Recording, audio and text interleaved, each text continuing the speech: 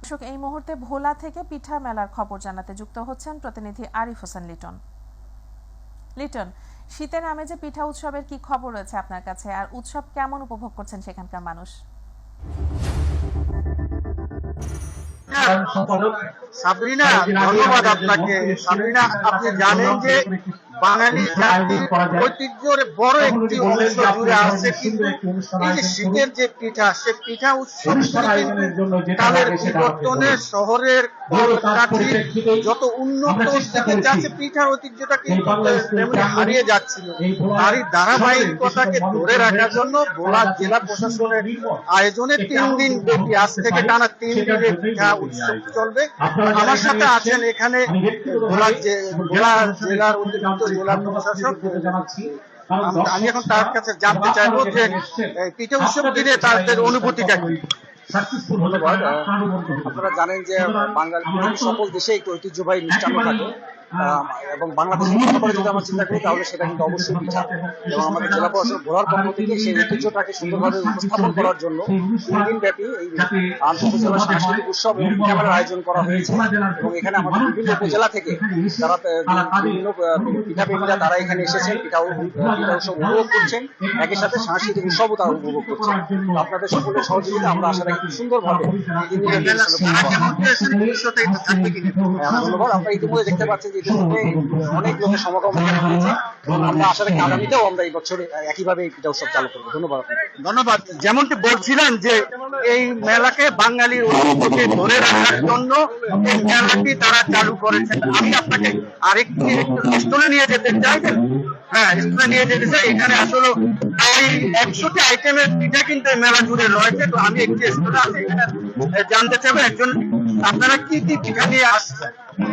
আমাদের স্কুলে 10 আইটেমের পিঠা আছে, তার মধ্যে খেজুরি, ঝালপুলি, পাতল পিঠা, পান্তুয়া পিঠা, তারপরে সমোসা পিঠা, আর আছে হোমমেড কিছু কেক আছে 3 আইটেমের, vanilla sponge cake, chocolate cake, সাথে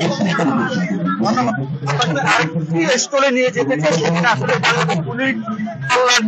পুলিশ পুনাকের পক্ষ থেকে পিঠা স্টল করা হয়েছে। আপনি আপনাদের পক্ষে এই পুনাকের পক্ষ থেকে কোন কোন ধরনের পিঠা আপনারা নিচ্ছেন?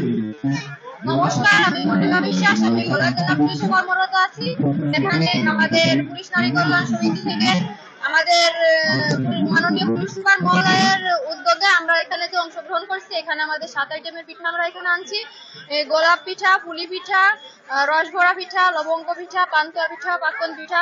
তো বাঙালির ঐতিহ্যকে রক্ষা করার জন্য যে এখানে একটা পিঠা উৎসবের আয়োজন করা হয়েছে, আর এখানে আমাদের পুলিশ নারী কল্যাণ সমিতির যে আমাদের মাননীয় পুলিশ সুপার মহোদয় এখানে আমাদের অংশগ্রহণ করার সুযোগ করে দিয়েছে। তো তার জন্য আমরা তাকে আন্তরিকভাবে ধন্যবাদ জানাচ্ছি। এবং আমাদের ডিসি ছাড়াও তার সাথে আছে যে তিনি এমন ধন্যবাদ আপনাকে।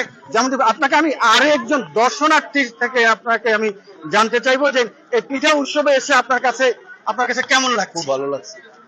পিঠা উৎসব ঘিরে যেটা পিঠা উৎসব হারিয়ে গেছে, পিঠা উৎসব আপনার ঘুরে কেমন লাগছে? খুবই ভালো লাগছে।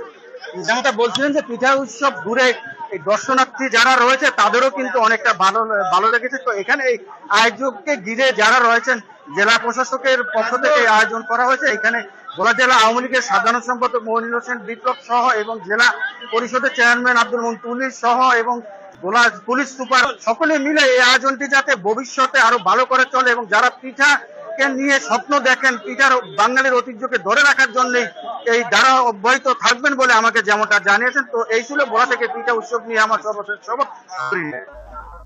লিটন, আপনাকে ধন্যবাদ। দর্শক, ভোলা থেকে পিঠা উৎসবের খবর জানাতে আমাদের সাথে এতক্ষণ সরাসরি যুক্ত ছিলেন প্রতিনিধি আরিফ হোসেন লিটন।